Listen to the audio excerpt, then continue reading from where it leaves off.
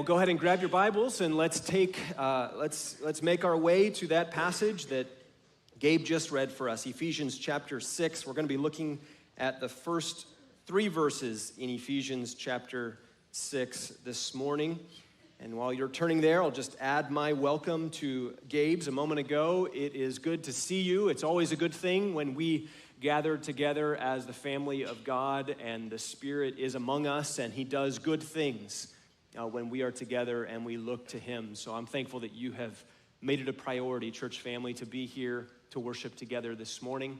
And guests who are with us for the first time, welcome to you as well. My name is Jared. I'm one of the pastors here, and whether you came on your own, you found us on your own, or you're here with a friend, we're thankful that you are here. We've been praying for you, and we trust that God will minister to you in a powerful way today. If you are here and don't have a Bible, you can find one somewhere under a seat nearby.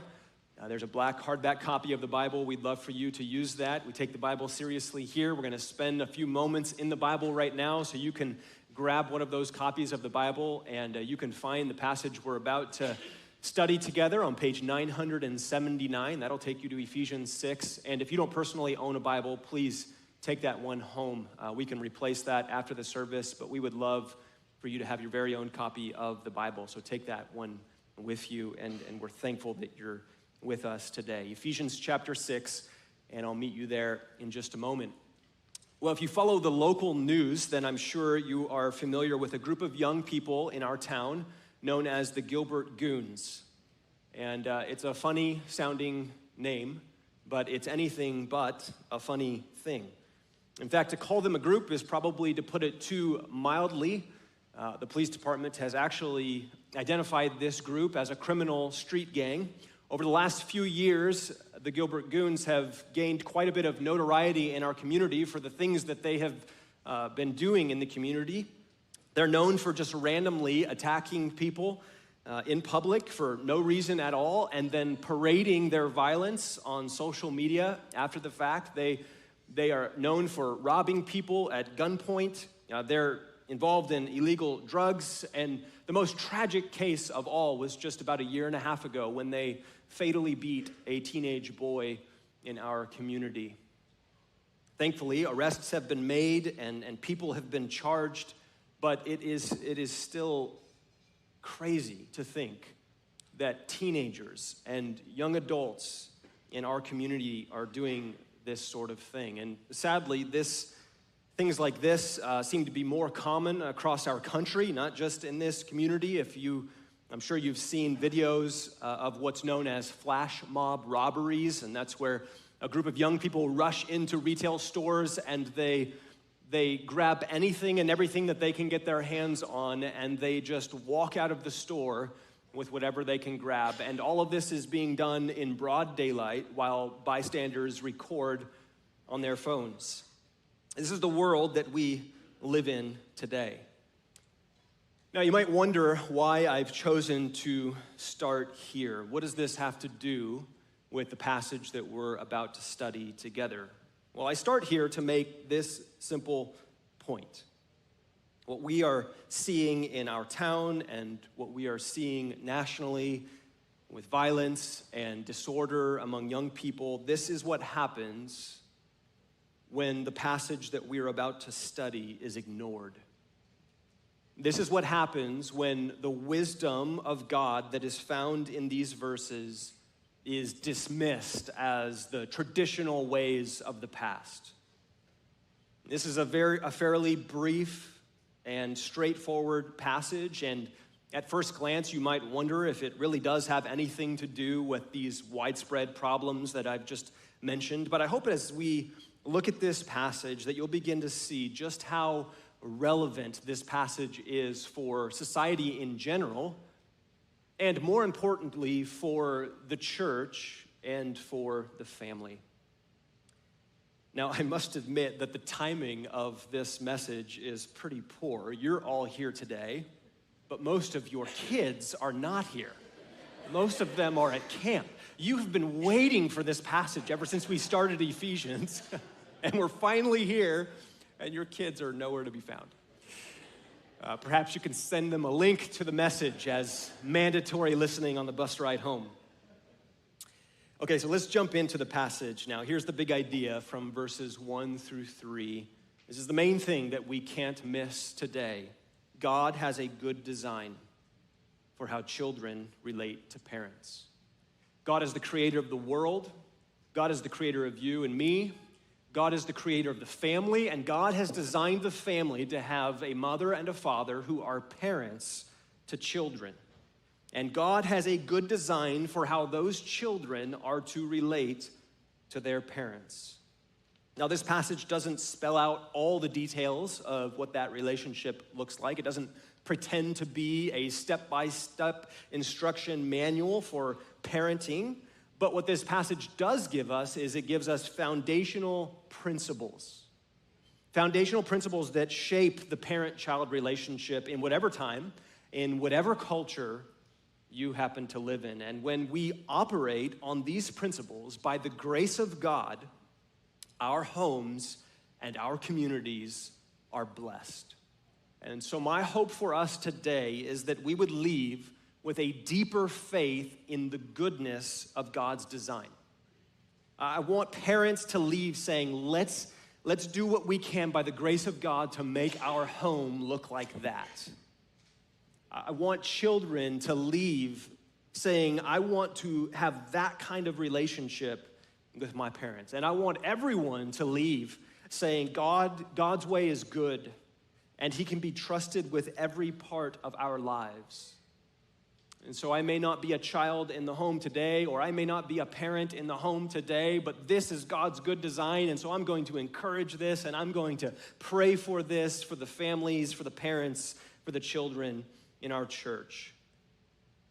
So the glorious grace of the gospel that we've been looking at all throughout Ephesians, the glorious grace of the gospel is going to once again get into the nitty-gritty details of our lives and our homes. And may we humbly submit to what God has for us this morning. May it conform us to the beauty of his good design. And as we walk through this passage, there's 3 parts of that design that I want to highlight for us today. The first one is this. God's design for children is that they follow their parents with obedience. And this comes from verse 1. Children, obey your parents in the Lord, for this is right. And to understand this simple verse, we can ask it 3 simple questions. Who, what, and why? The first question is who? Who is it that Paul is talking to? And it, at first glance, seems very obvious, right? It's the children in the congregation in Ephesus that he's talking to. But we need to think about that a little bit more. Who exactly is Paul talking to? Because technically, everyone is a child, right? Everyone is a child. At some point, everybody has come from parents. So everybody's a child. And the word in the original language doesn't actually refer to any particular age group. The word just refers to offspring in general. But we'd be wrong to conclude that Paul is actually talking to everyone, literally everyone. And that becomes clear when we look at the context of this verse. If you drop down to verse 4, which is the verse we'll get to next week, which, by the way, that will be a well-timed message on Father's Day when we get to verse 4. But the verse 4 gives us a little bit of context to help us to understand who it is that Paul's talking to in verse 1. Because in that verse, he talks about fathers bringing their children up and raising them up. And so the natural reading of this passage is that Paul is talking to young children. He's talking to children who are still being brought up in their parents' home. Now, the reason why this is important to clarify, the reason why I just spent a minute explaining that, is because adult children aren't actually instructed to obey their parents. As we saw at the end of last chapter, in chapter 5, verse 31, there is a time when a child leaves their parents' home, and there is a significant departure from the authority of their parents at that point. In 531, it says that a man shall leave his father and mother and hold fast to his wife. So children grow up in the home, but then they eventually leave the nest. They come out from under the direct authority of their parents. And this is a good thing. This is part of God's design. It's a natural development in their maturity. They eventually need to leave the direct authority of their parents, because it's important to recognize this, because when this fails to happen, it actually ends up harming themselves and harming their relationship with their parents, because that's not how God designed adulthood to work. You leave the direct authority of your parents. And so it's important to realize that Paul is addressing young children in the home. Now, the next question to ask of this verse is what? What does Paul command here? He commands children to obey their parents. And this is a very simple and straightforward concept. To obey is to listen to what somebody says. When parents give instructions or rules, children obey by following those instructions or following those rules. Now, there's a couple of important things to observe about obedience. First of all, when you obey, it's something that you do voluntarily. You choose to obey. If somebody is forced to obey, they're not actually obeying. It has to be something that is by our own will and by our own choice. The second thing to observe about obedience is that it's something that you do submissively. Obedience is in submission to what some authority thinks is right. And here's the important thing. It's submission to what some authority thinks is right, even when you don't think that it's right. So if I tell my kids to turn off the TV because they've watched enough TV for the day, and this is purely a hypothetical situation, I never said anything like this before, but if I tell them to turn off the TV because I think they've watched enough TV for the day, 99% of the time, my children do not agree with the judgment that I've made that they've watched enough TV for the day. Now, does that mean because they come to a different conclusion that they can then choose their own way? No, obedience often is choosing to submit to the judgment that somebody else has made because that person has proper authority in your life. That's exactly when obedience is truly obedience. So obedience is voluntary and obedience is submissive. Now, before we move on from this command in verse 1, I think it's important for us to grasp just how important this is to God. This is not an insignificant thing to God.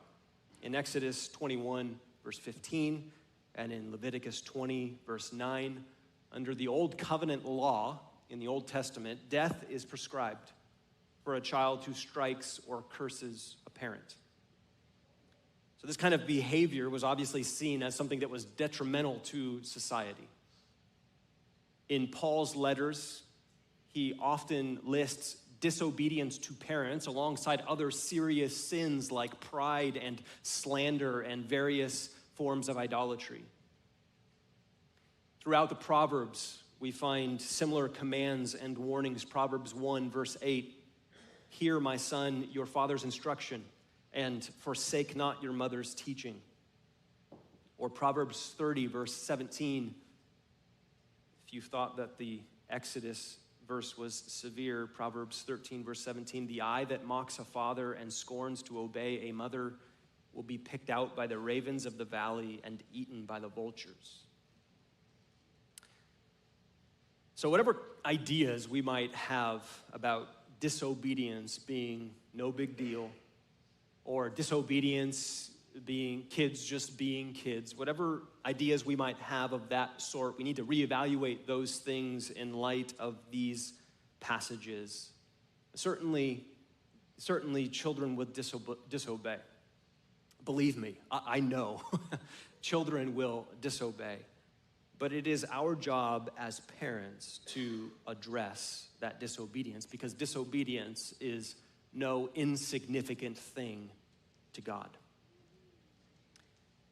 Now, the next few words at the end of verse 1 are probably the most important, but the easiest to overlook. Children, obey your parents in the Lord. Paul could have ended the sentence with children, obey your parents, but he attaches those three words, and they're absolutely essential. What he is doing is he is highlighting that obedience to parents and discipleship to the Lord are inseparably linked. Obedience to parents and discipleship to the Lord are part and parcel. In other words, following Jesus means something for the way that children relate to parents. Children are to obey, not just because their parents say so, but because Jesus says so. It's part of their discipleship. We talk a lot about discipleship at this church. And the one thing that I want young people to hear today is that discipleship isn't just for moms and dads. It's not just for adults. It's for everyone who believes in Jesus. And one of the most important instructions for you as a young person who follows Jesus is given to you right here in this passage. Obey your parents. So when you think about what does it mean to be a young person who follows Jesus, this is a significant part of what it means. Now I want to be sure that I say something about when not to obey your parents. And this is when all the young people's ears perk up. When not to obey your parents. Well, the simple way to put it is that you should not obey your parents when it would require you to disobey Jesus. You are a disciple before you are a child. So there's two specific situations that I have in mind. You should not obey your parents when obedience would require you to sin. We've already looked at Acts 5:29. It's a key verse, and it applies to this passage as well. Acts 5:29 says, we must obey God rather than men. And what that verse establishes for us is that the authority of God is always greater than any authority of man. And so as a child in the home of your parents, if your parents are calling you to sin against God, your greatest and highest allegiance is to God. You must obey God rather than your parents. And so that's the first situation in which you ought to disobey your parents in order to remain faithful to God. And the second situation in which you should disobey is when protection from harm is necessary. In Romans 13, Paul explains the purpose of governing authorities. He says that they're not a terror to good conduct, but to bad conduct. The purpose of governing authorities is to stop evil and to encourage good. Now, there's a principle in that we can apply to all human authority, including parents. And so if a parent inverts the design that God has built into authority, if a parent inverts that and is using their power to punish good and to reward evil, then that parent has stepped outside of their God-ordained role. And in that case, the disobedience of a child can actually be a form of allegiance to God's true authority. Now, these situations, these are not the norm, but it is important to mention these things because they are a reality for some. And so, young people, if you are in harm's way, pray that God would give you the courage to reach out to an authority in your life to ask for help. Okay, one last question before we move on to point number 2, and that is the why question. We need to understand why children should obey. Paul gives a simple reason. He says, for this is right. What he's saying is, children, obey your parents because this is the way that God made the world. I remember when my parents would tell me to do something that I didn't want to do, and I would ask why, and often the answer that I got back was what? Because I said so. And I hated it when they said that. But what I've learned in this passage today is there's actually some legitimacy to that. It's the way that God made the world that he placed parents over children. And I'm not saying that parents shouldn't give good reasons. I think that's a good way to love your child, is sometimes to explain to them why certain rules exist. But sometimes there ain't enough time for that. And sometimes, because I said so, is a good answer. Because it's the way that God made the world, for parents to have authority over their children and to love them by having rules for them. It's woven into the fabric of creation. It's the way that God made this relationship to work. It's God's way, and God's way is the right way. Listen to how Hosea 14 verse 9 says this so beautifully. Whoever is wise, let him understand these things. Whoever is discerning, let him know them. For the ways of the Lord are right, and the upright walk in them, but transgressors stumble in them. God's way is right, and part of God's way is for children to obey their parents. And when you walk in that way, as difficult as it is at times, it's the right way. And as Hosea 14 says, you will walk uprightly. Now I want to say a few words to children and then a few words to parents before we move on to the next point. Children, I know that obedience is hard. I remember how hard it was. I remember how hard it was when I really wanted something. I remember how hard it was when I knew that my parents were wrong, when I felt like something was unfair. But I want to encourage you that in those moments of wrestling, that inner turmoil that you feel when you know the right thing to do is to obey, I want to encourage you to remember that obedience is part of following Jesus. And so in that moment, when you choose to obey, that is an act of worship. It feels like it's nothing but loss. But when you choose to follow Jesus in faith, when you choose to worship Jesus through your obedience, it's always a win. It's always a gain. And so when you're struggling to obey, choose to obey. Not because it makes sense, not because it's necessarily easy, but choose to obey for the Lord's sake. And that is something that pleases Him. That kind of hard, faith-filled obedience is something that glorifies Him. And then parents, although this first verse is addressed directly to children, let's not miss the implied command to us in this verse. We can just invert the verse to hear what it says to us. Children, obey your parents equals parents, parent your children. So we should have rules and limitations. We should have boundaries and expectations. We should teach obedience, and we should have consequences when there is disobedience. And most importantly, we should ask for God's wisdom and grace to shepherd the hearts of our children toward obedience. Now, this is really hard today because we live in an upside-down world where children are the authority on their identity and their decisions and the direction of their life. We live in a culture that minimizes and even criticizes the authority of parents. And that's why it's so important that we understand that true parenting is actually one of the most important ways that we can love our children.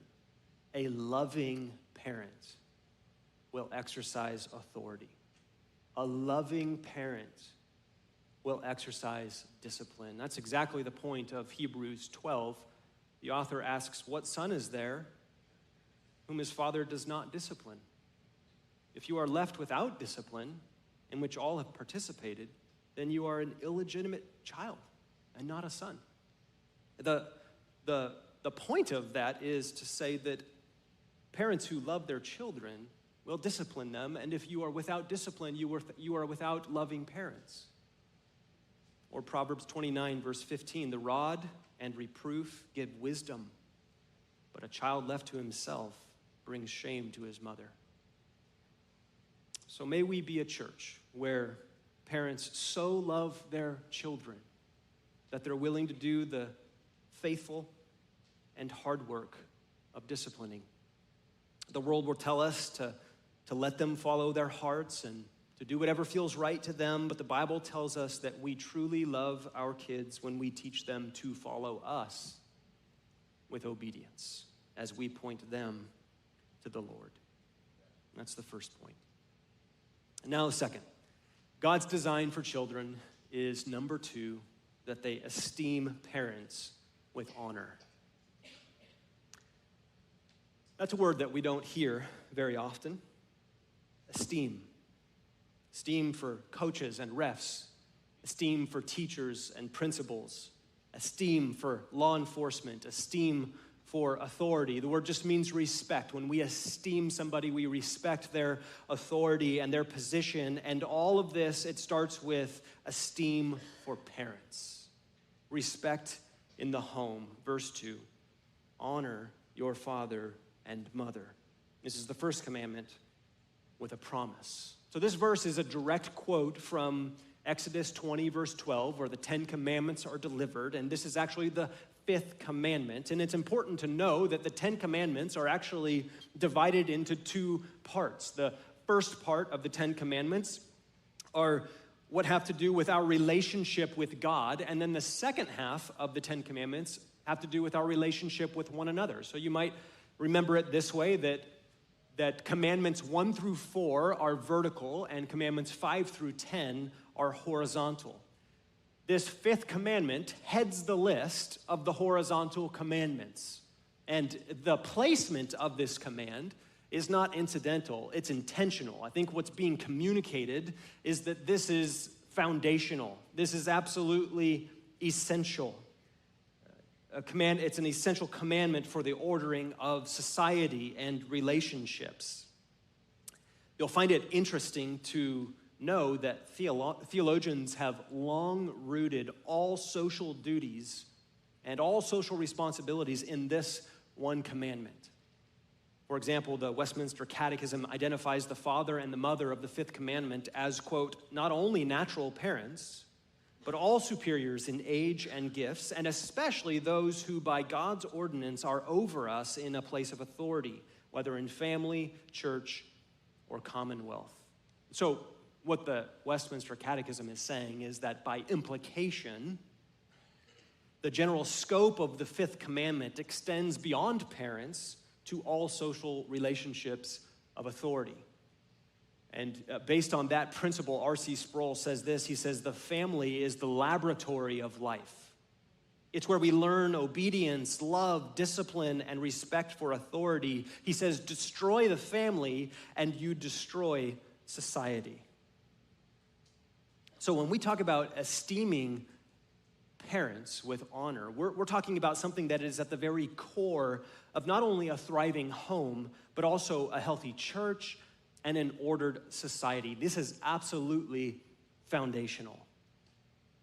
Now, I want to be sure that we not miss the way that verse 2 relates back to verse 1. Verse 1 gives us the practice, and verse 2 gives us the principle at the core of that practice. Verse 1 gives us the expression, and verse 2 is the heart that's behind that expression of obedience.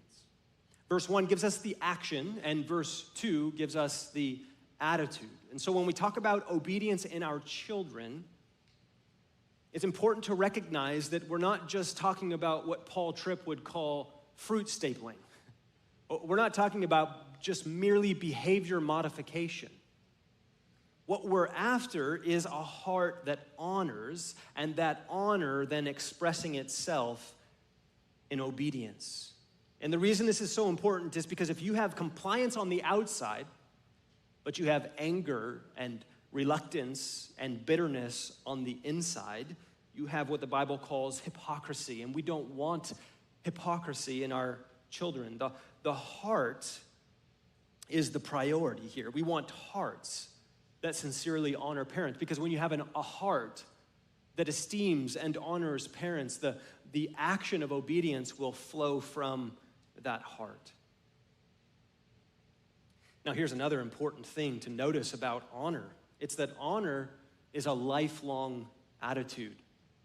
Honor is a lifelong attitude, and that has application for all of us in the room today. I mentioned earlier that obedience is for children under the roof, but honor is a principle that goes with us into adulthood.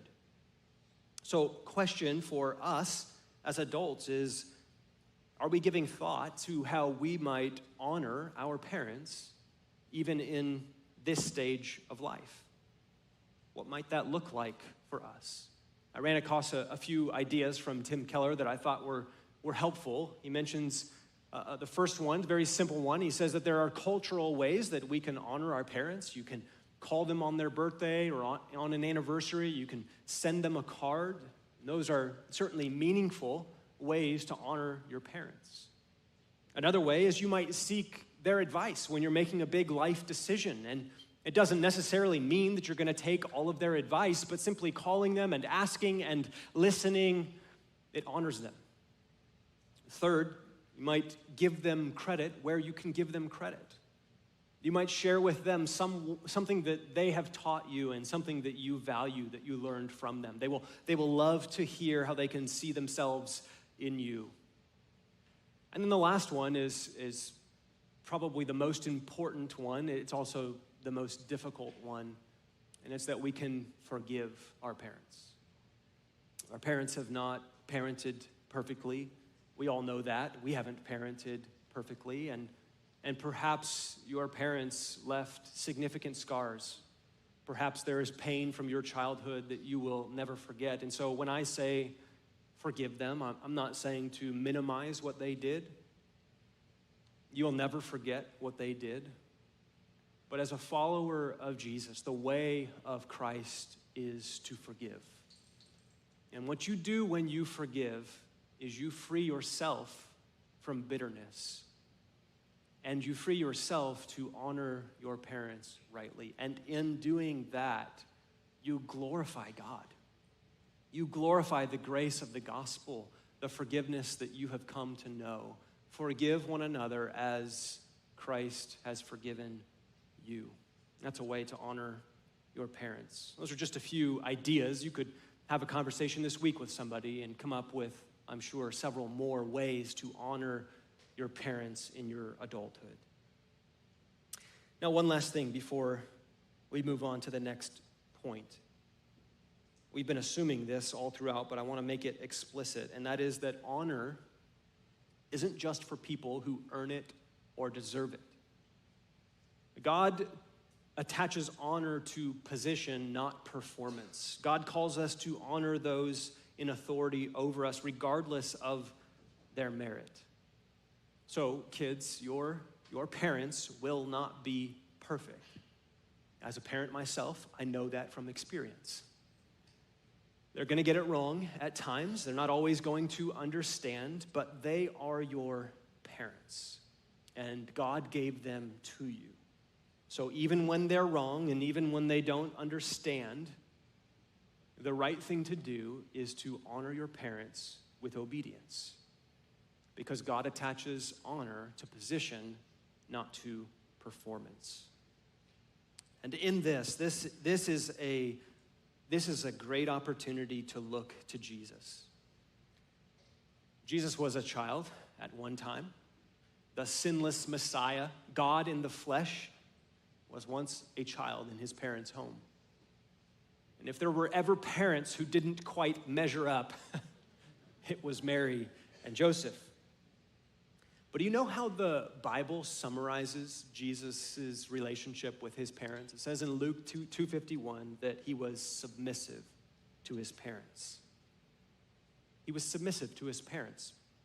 And that verse comes right after Jesus has been in the temple with the religious leaders of his day. You remember, he's 12 years old, about 12 years old at this time, and he's in the temple with the religious leaders, and the religious leaders are astonished at his knowledge. Jesus is showing up the religious PhDs of his day. And then immediately after that, Luke records a summary of Jesus' relationship with his parents. He was submissive to them. Now, I don't know about you, but if I'm 12 years old, showing up the PhDs of my day, I think I'm going to have a hard time going home and submitting to my parents all the way, right away, and with a happy heart. And yet that is exactly what Jesus did.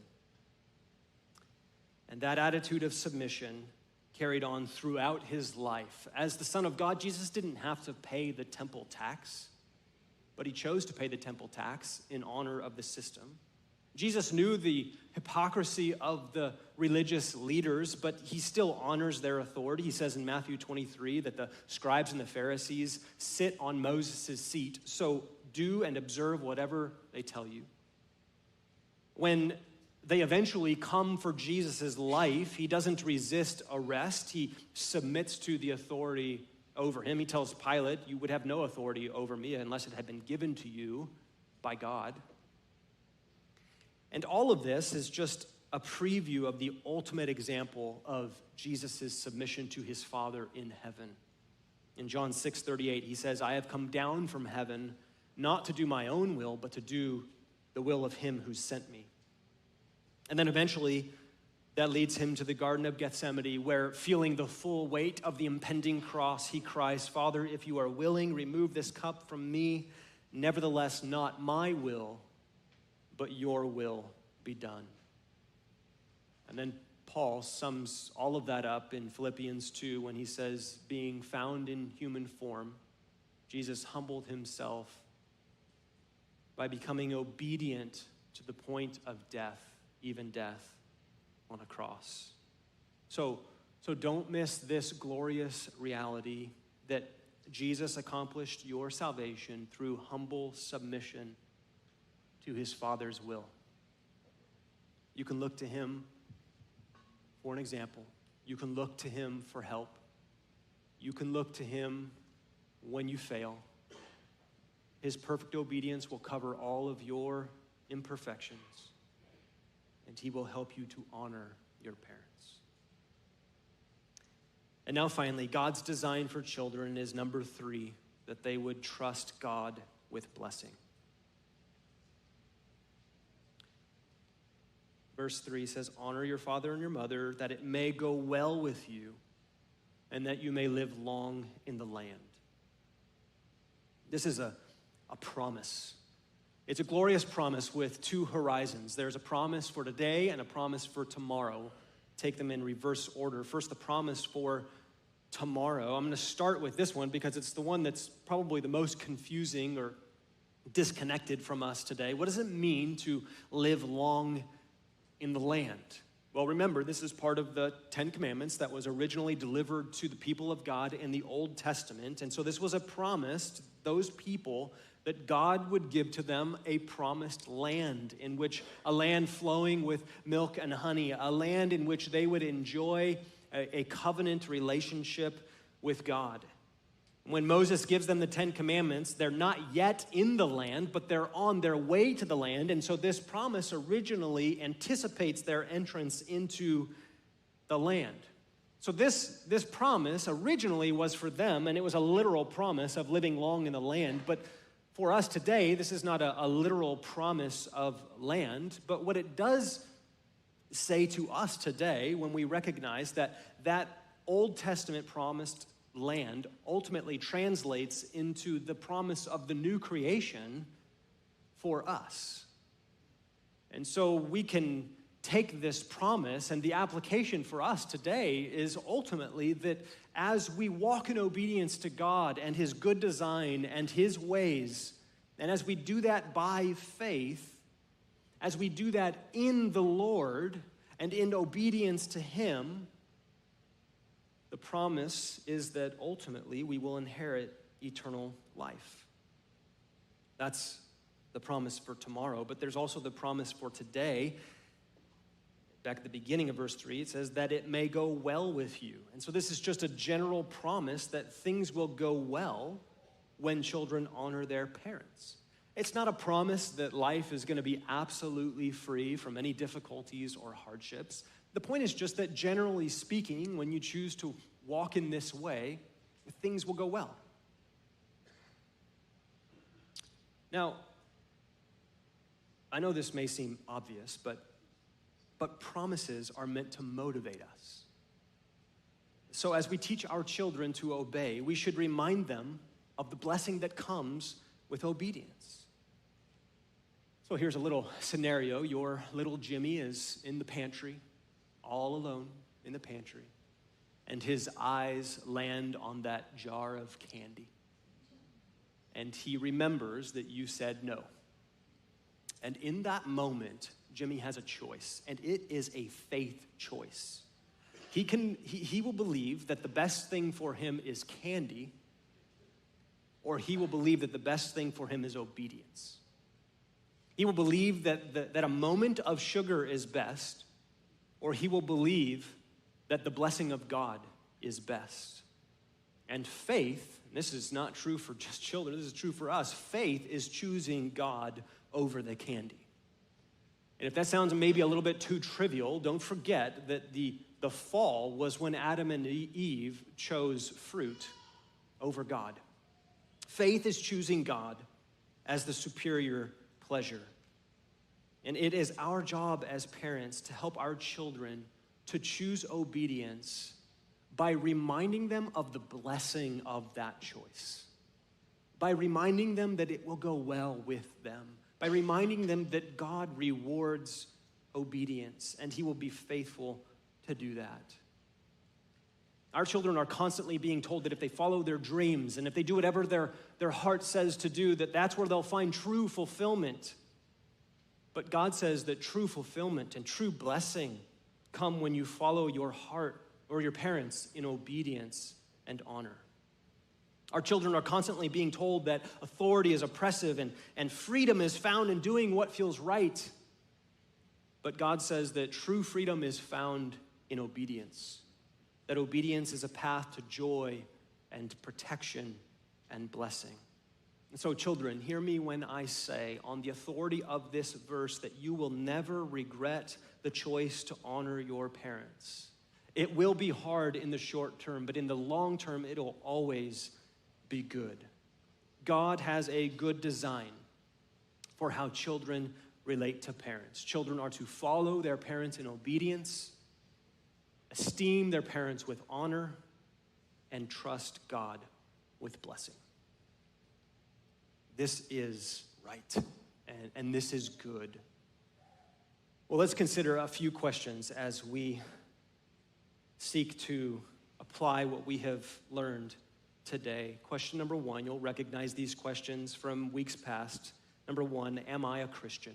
The hallmark of a child of God is obedience. Jesus says, if anyone loves me, he will keep my word. There are only two ways to live. Either God will call the shots or you will call the shots. And a Christian is someone who trusts God to call the shots.